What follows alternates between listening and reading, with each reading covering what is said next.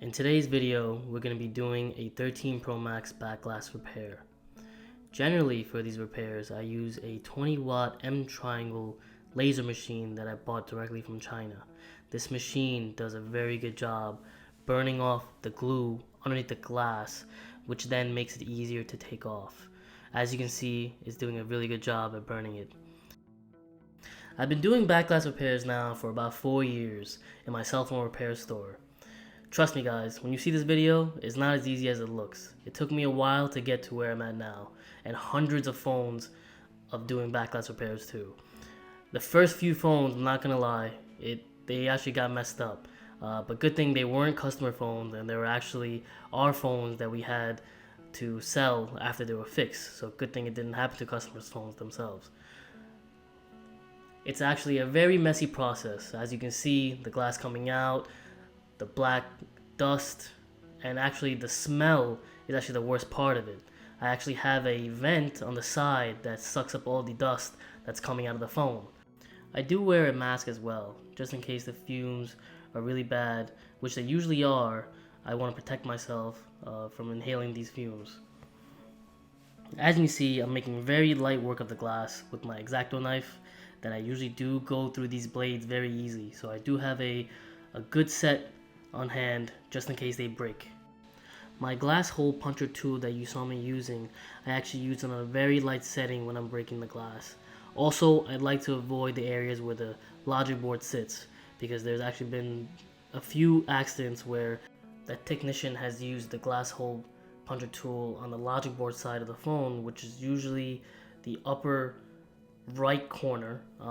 You don't want to use it around there, and stay away from that side of using the tool.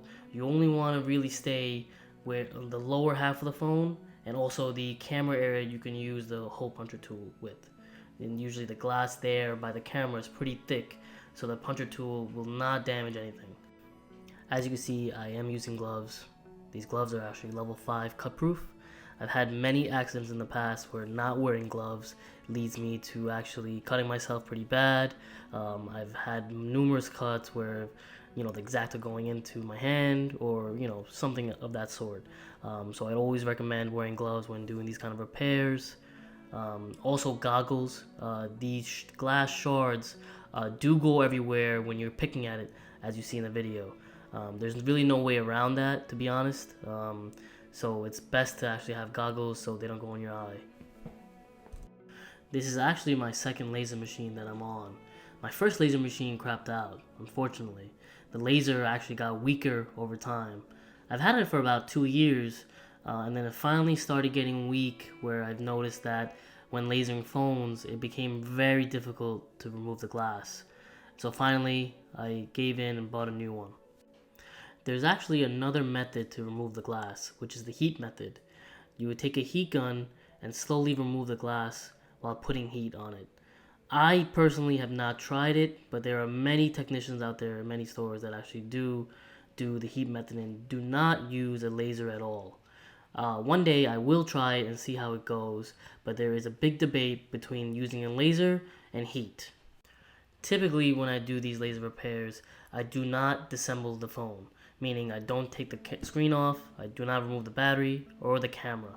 Everything stays in the phone, and the phone could actually be on during the entire process. When I do the laser repairs, I put a mold over the back. This prevents any kind of damage to critical components that the laser might cause. So in the beginning of the video, you can see that I use a mold. As you can see, you're probably wondering why I left that big piece of glass right in the middle of the phone still there. Well, underneath that is the wireless coil, and underneath the wireless coil is the battery. So I usually leave that part for last. I usually work on the camera area first, and then I take off the glass covering the coil. The glass covering the camera is probably the hardest glass to remove out of the whole phone. This is the most difficult because it is a tight space and the glass is very thick. So it took me a while to actually remove all the glass surrounding the cameras. You want to be careful right around the flash area. There's a cable that runs underneath the glass, and if you're not careful, you could rip it very easy. I ripped a few in the past actually, and you have to take the phone all apart, disassemble the motherboard, the camera area, the Face ID just to get to the flash. And also, ripping that flash will make the phone reboot every 3 minutes. On the 12 Pro Max, there is 2 notches by the camera where dust particles will get into and damage the camera during the glass removal. So usually I would disassemble the phone, take the camera out, and then start removing the glass. Compared to the 13 Pro Max, there is no 2 notches, so you don't have to worry about removing the camera at all. The laser is actually run by a CAD program that loads the templates for the phones you want to laser. In the CAD program, there are many templates for every kind of phone you want to laser. Within the iPhone series, it goes from iPhone 8 all the way up to iPhone 14 series. And these templates have certain cutouts for the laser to avoid, which would be openings behind the glass. I remember a few years ago when the laser first came out, the molds that protected the phone did not exist. So to laser a phone, it had to be perfectly calibrated with the template, which was very tedious. There were a few accidents that I've had where a laser would start going off track and start burning the frame of the phone, which would discolor it. It did not look good. Out of all the phones I've lasered, I found the iPhone X series being the easiest. The glass would come off like butter and I could take it off within a few minutes. The 13 series is definitely more difficult as there are more areas, components to watch out for, and the glass did not come off as easy as the iPhone X did. I don't really enjoy doing back glass repairs, but I have a lot of patience to get it done. I've done a few housing swaps to repair the back glass, and I enjoy those more. There's something about taking apart a whole phone and putting it back together that makes it satisfying. I always make sure to replace the MagSafe magnets with a new one. The existing magnets usually get displaced when removing the glass, so it's best to replace it. You have to be careful around the charging port area on the bottom, as it's exposed under the glass and can easily be damaged. I've pierced a few batteries when the X-Acto knife would slip and go right underneath the coil to where the battery is. I think I've gotten lucky, as those batteries just smoked a bit but never caught fire, as you can see in some YouTube videos. That experience only happened in the beginning of my back glass repairs. Since then, I've been very careful of how and where to use the X-Acto knife on the back itself. You get good at something after doing it a few hundred times. I have done back glass replacements on the iPhone 8 all the way to the iPhone 14. With the 15 series, Apple has made the back glass removable. This makes it a lot easier to replace and the laser is not needed. The back glass on the 15 series is held in by adhesive, so a bit of heat is all you need to remove it.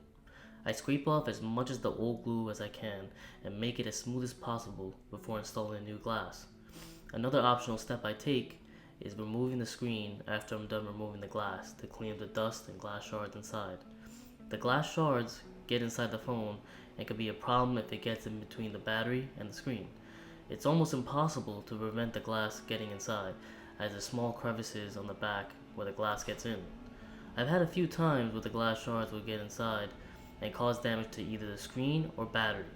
The damage doesn't happen right away, but it can happen over time.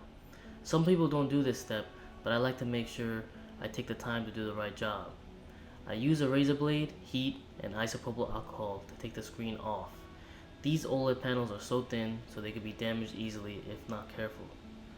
They have a screen separator tool available to remove the screens. It's essentially a phone holder with a suction cup that adheres to the screen of the phone and slowly removes the screen. I personally don't like them because the actual glass can split from the screen of the frame and the tool does not prevent that. When the screen starts splitting from its frame, it usually gets damaged instantly.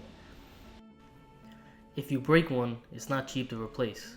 The average cost for a 13 Pro Max genuine Apple screen is about $300.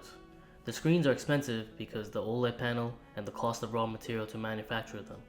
They have aftermarket screen options available now, which are LCD panels and not OLED. They are thicker, colors are off, and don't offer the 120Hz refresh rate that a genuine screen will come with. They're glitchy as well, so personally I don't offer them as a repair option. I repaired a 13 Pro Max with it one time, and the phone screen would constantly black out and have to be restarted again over and over again. Ever since that one time, I never used it again. After I clean all the glass and dust, I make sure to test all the functions before closing it up, just in case I need to replace a component.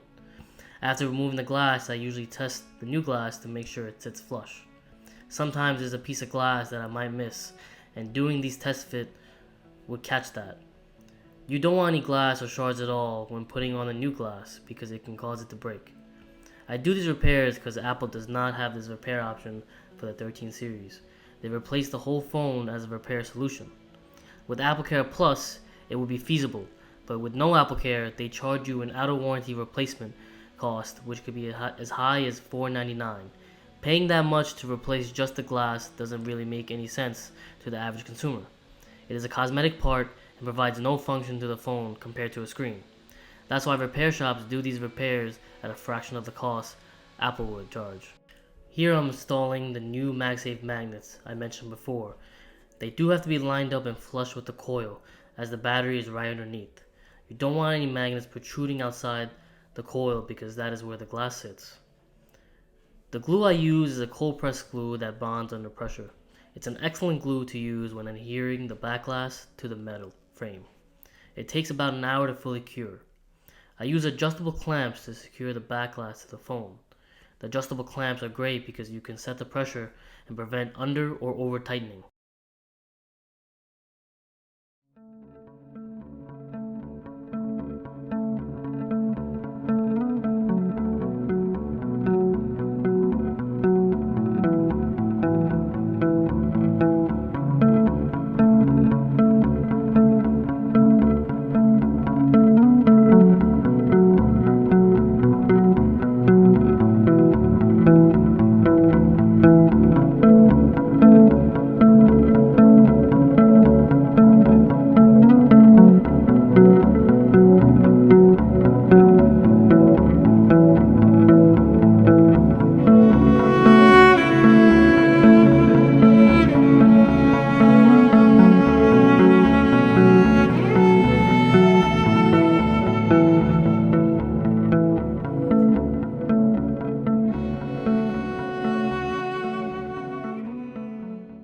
Thanks for watching, guys. Please like this video and subscribe to my channel. I'm looking to put a new video every week, so stay tuned.